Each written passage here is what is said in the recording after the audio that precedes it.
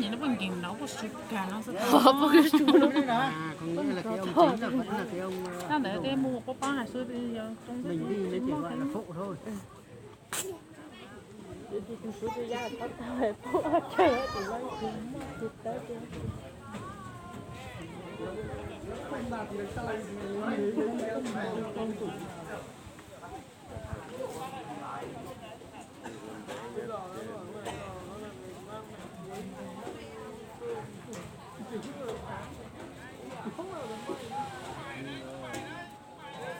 Treo lên à, đẹp đi.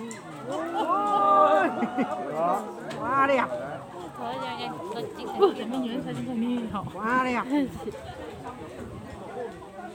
ôi sợ Ở gia đình người dân còn đi sang cái người này rồi sợ cẩn thận thôi.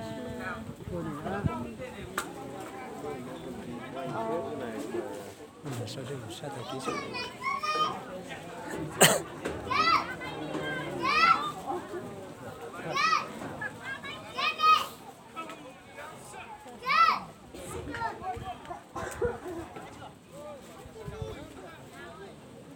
quên chói luôn ya quên rồi cái số đấy bây giờ nó sẽ giang sơ nằm dưới cái giang trong một cái nào có cái con cái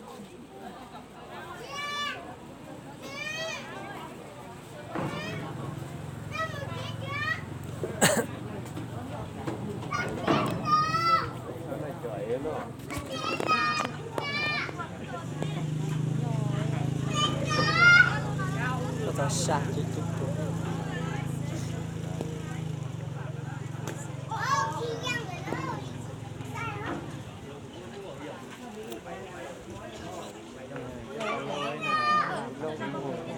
Ngồi đây. ta hồ nên giật bông nó cũng vậy đấy thật sự có cả cái thật sự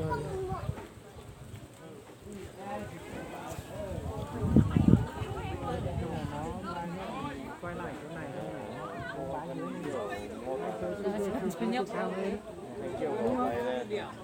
đấy là cảnh có xe vận chuyển lên.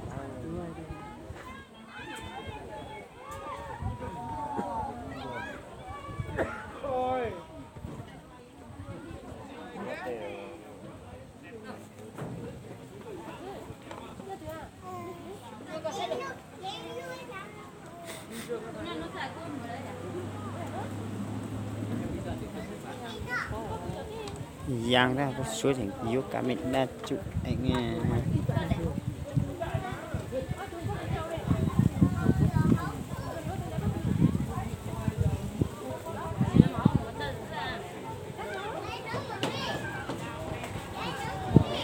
thì thế thì nó trắng là chỉ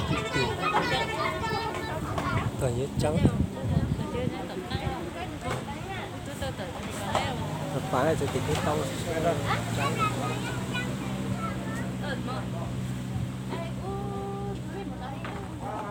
có thể thì theo cho số có thể thì chọn luôn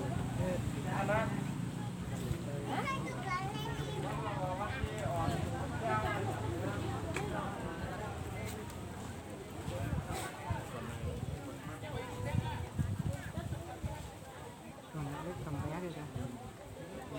Tôi này đi trước. Còn đấy. Cái này nó phải tiền triệu chứ. đi kèm mình đi kèm 2 triệu rồi Còn những cái kèm 2 triệu là cả cái lương nhân viên nữa. 2 triệu. Mình không được nhấn. Nếu là lái xe là chơi lái chính đấy. 2 triệu. đến đây cũng là 2 triệu Đi giờ độ cao là tôi sợ cái nghề này ghê đấy, nói độ cao là đơn giản thôi. không chạy bay luôn à Ui, quá đẹp. chuột được cái nhiều lắm Khởi đầu quá đẹp. Đấy, một vé 2 vé nữa. 2 vé nữa.